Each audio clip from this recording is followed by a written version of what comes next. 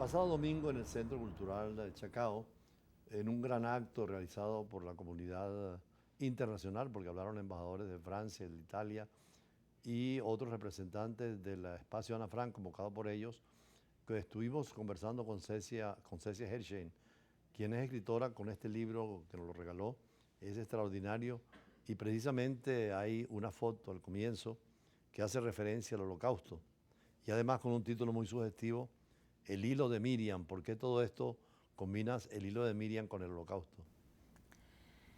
Bien, la cosa del título me surgió después de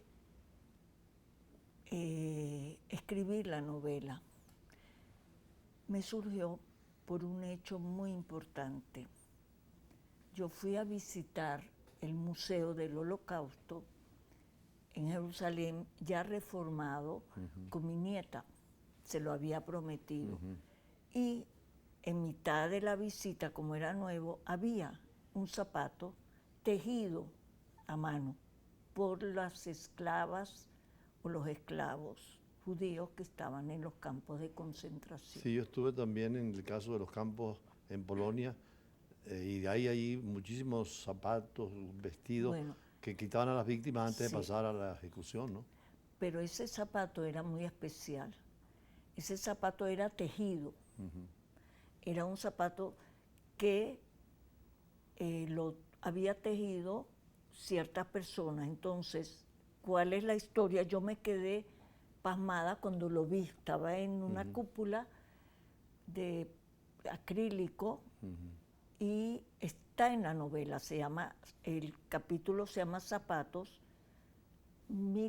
La protagonista de la novela me había contado, previo a ver ese zapato, que ella vio por televisión, ella le seguía el tema, no mis padres, ella vive todavía, tiene 103 años, es sobreviviente del Holocausto, me contó en una de las historias que ella tejía para los soldados botas, pero hechas de hierbas, o sea, secas, y se las llagaban las manos.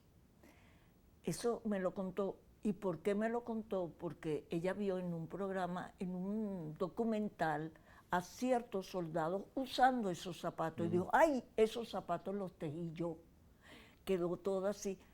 Y esa historia me impactó. La metí en un capítulo de la novela y lo describí tal como me había dicho mi tía.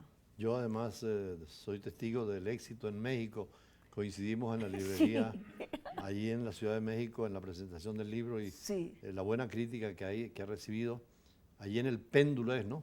sí, Es una en el librería que está en péndulo de Polanco. Polanco. Muy Sí, bonita librería, sí. sí, Pero además lo preciosa. más interesante fue que conversamos que como tú has vivido tanto en México, conoces muy bien la cultura mexicana, cuando uno llega a México lo primero que ve es Chapultepec y le hablan de Maximiliano, el emperador que le impusieron a los mexicanos y Sí, lo fusilaron al final ahí en el Cerro de las Campanas, ¿no? sí, ¿Cómo fue esa lamentablemente. situación de Carlota y Maximiliano?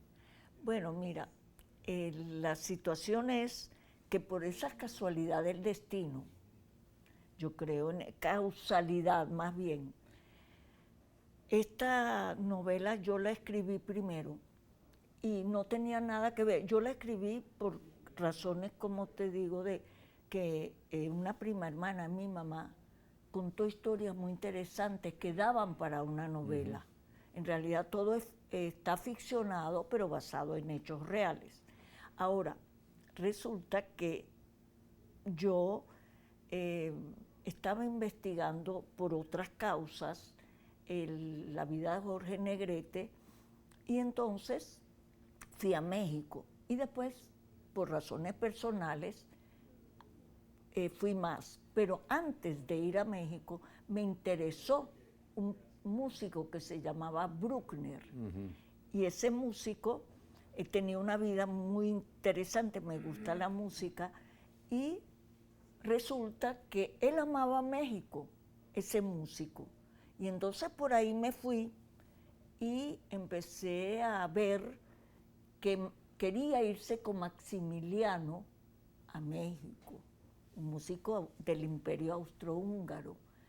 Y ahí me puse a estudiar y a investigar. Yo De hecho, en América Latina las únicas dos expresiones imperiales o reales fue la de Brasil con el rey de Portugal sí, y México con el emperador Maximiliano, que sí. hizo Chapultepec, el castillo de Chapultepec es hecho por él, ¿no? Sí, sí. Bueno, estaba el castillo medio hecho y él lo reformó y lo hizo igual que el que tenía en Italia. Ahora, que ¿qué él era- papel hizo Carlota en esa compañía con Maximiliano? ¿Perdón? Carlota, ¿cuál es la importancia que tiene? Bueno, Carlota tiene mucha importancia porque y yo hice después una novela sobre todo eso. Que Carlota es importante porque ella cambió la corte, ella recibía gente trataba de conseguir gente de la alta sociedad mexicana de ese entonces, vino con una cohorte, viajó y, y- y realmente fue de fiestas en el Palacio Imperial, se hicieron muchas fiestas. Señora Hirschman, tenemos compromisos comerciales, vamos y regresamos para que nos siga contando un poco la historia de Maximiliano y Carlota, que en México es un tema muy debatido, ¿no? Ya Sí. regresamos.